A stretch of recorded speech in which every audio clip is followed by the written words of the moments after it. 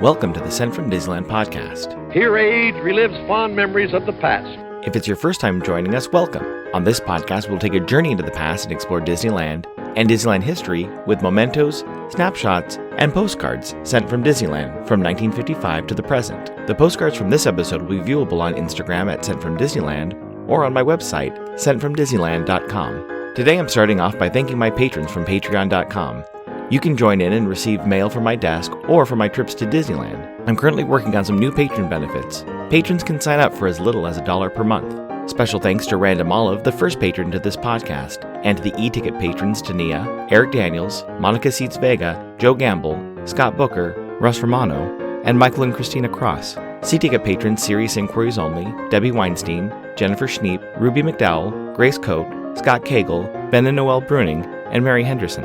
B-ticket patron The Disney Rewind Podcast, and to the A-ticket patrons Elise Sharp, Zealot Infinity, Claire Voigtlander, Alexis Robles, Maggie and Henry Byers, Angelica Nablock, The All Aboard Podcast, and Ana Fiches de Lectores. I am your host, your post-host Clocky, and today we have 2 postcards sent from Disneyland.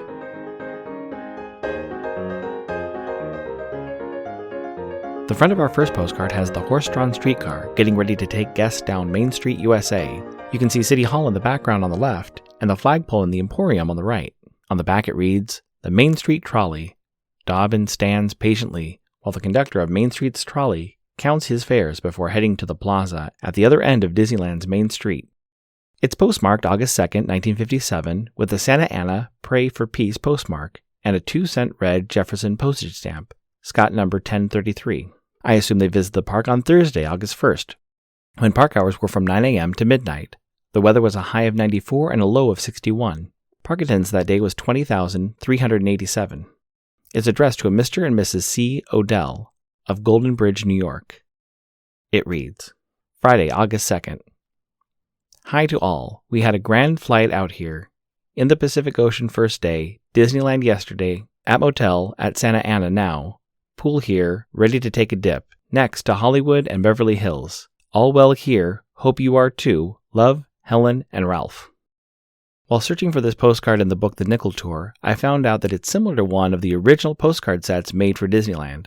Although this postcard is not an official P card, the image is from the same photo shoot as its predecessor. Looking at both postcards, the changes on the image are slight. This postcard includes an additional guest standing in the road, Town Square. Trolley operator at the end of the streetcar is standing straight up, as opposed to the other postcard where he's resting one foot on the back of the trolley, and the 2 kids sitting backwards near the dash of the trolley are flipped around on the earlier P card. I assume in the original they were getting their photo taken by their parents. The rest of the differences are slight movements of guests around and on board the trolley. The other fun detail is the name given to the horse, Dobbin.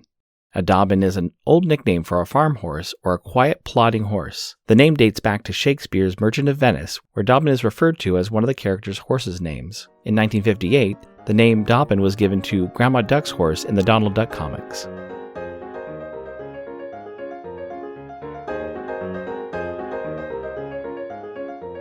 I missed out on a flash sale Enfield Post had on Instagram. I can't wait for her shop to reopen in just under 3 weeks. Starting in March, you can head over to Etsy and explore all the different vintage stamps you can use on your next card or letter.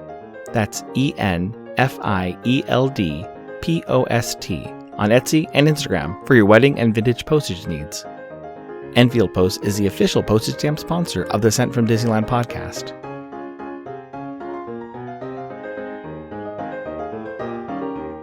The front of our next postcard has a view from the railroad station down Main Street, USA. You can see the horse-drawn streetcar, the Wurlitzer Music Hall, and at the end of Main Street, you can see Sleeping Beauty Castle.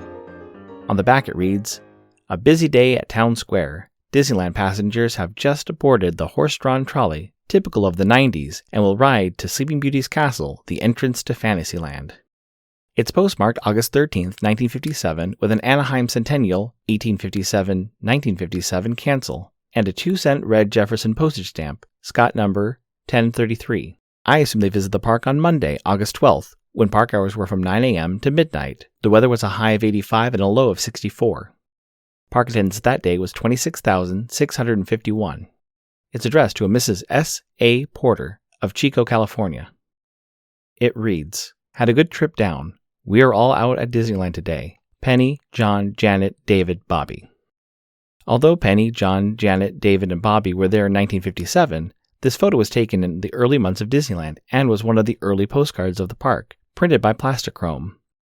So, when this photo was taken, guests could have been walking into one of the most infamous shops on Main Street, Hollywood Maxwell's Intimate Apparel. Located at the end of Main Street next to what is now the China Closet and the Silhouette Studio, this shop lasted around 6 months, starting in 1955 until January of 1956. C.V. Wood was tasked to find vendors to fill Main Street. This included Wurlitzer renting space near the front of the park, and the Cole swimsuit shop at the other end of Main Street.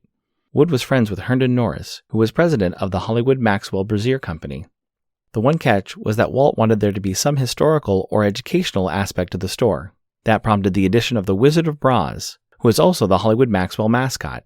The Wizard of Braz was in a small show inside the shop, where a puppet wearing a turban, a ruffled collar, a Renaissance outfit, and pointy shoes would welcome guests to the store. This was done with a simple tape recorder and some strings to make the puppet move. Guests could also view the history of undergarments with displays showing women wearing clothes from the late 19th century through the 1950s that would change to show the same women wearing either a corset and pantaloons or the more modern images had women in a bra and petticoat. This was all done with lenticular effects. The shop also displayed a 90-year-old Singer sewing machine. To prevent guests from walking into the store by accident, the shop was recessed on Main Street so that guests could not just walk right into the store. Guests would walk upstairs and past a porch. The porch had chairs for men who were too embarrassed or modest to walk into a corset shop. Since guests did not go to Disneyland to purchase underwear, the shop closed after 6 months. The door was permanently shut, and the China shop next door took over the space to expand their shop's offerings. Hollywood Maxwell was then purchased by the Vassar Swiss Underwear Company in 1958.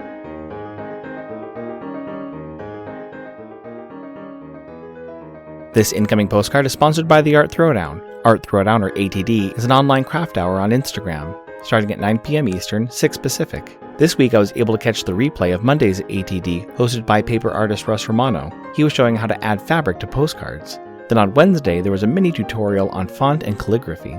Each host brings something a little different to each show. I'll list some of the regular hosts, or you can follow Russ Romano 2021 on Instagram. The front of my incoming postcard has a map of South America, with the phrase, "Spanning the globe" at the top and "Spirit of Adventure" at the bottom. It's postmarked February 4th, 2022, with a Santa Ana cancel and a Barn Forever postcard postage stamp, Scott number 5546. It reads, "Sending you smiles from the happiest place on earth. This trip is my second trip ever, and I can't wait to see all the mailboxes again. I hope this card finds you well. Take care. Megan, at Mail from Megan." Thank you so much for the postcard, Megan. I love the details on this postcard, and either the intentional or unintentional Easter eggs. The postcard looks like it's from a set of postcards from the Pixar movie Up, as it has the logo on the backside of the postcard, and the Spirit of Adventure was the name of Charles Muntz's airship. The entire card also looks like it's from the 1940s, when Walt and a group of animators and artists, which Walt called El Grupo, headed down to South America for a goodwill tour of the continent. In fact, the image of the girl above the word South America in the center of the postcard looks like a Mary Blair drawing. Mary Blair was one of the artists on the goodwill tour. I also love the detail of the Zeppelin shadow cast down between Venezuela and Colombia. I'm glad you had a good trip to Disneyland, and I hope by the next time you go, they put the 18th Disneyland mailbox back in Fantasyland. Thanks for listening to Sent from Disneyland. If you enjoyed this podcast, please subscribe and tell your friends. It would be awesome to share your favorite episode. There are over 100 episodes to choose from. It would also help to leave a 5-star rating and comment at whatever podcast platform you use.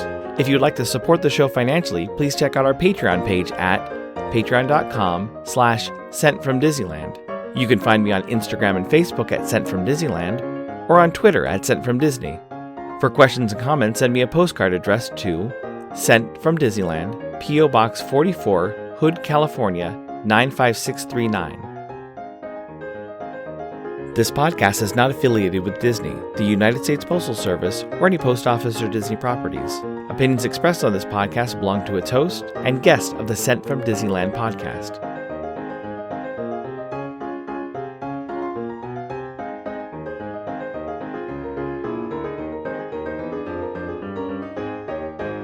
Since you listened all the way through to the end, here are the 2 Shakespeare quotes that mention Dobbin, from Merchant of Venice, Act 2, Scene 2, said by old Gobbo. "Her name is Marjorie, indeed. I'll be sworn. If thou be Launcelot, thou art my own flesh and blood. Lord worship might he be. What beard hast thou got? Thou hast more hair on thy chin than Dobbin my fill horse has on his tail. Later in that same scene, Launcelot, Gobbo says, it should seem then that Dobbin's tail grows backward. I'm sure he had more hair on his tail than I have on my face when I last saw him.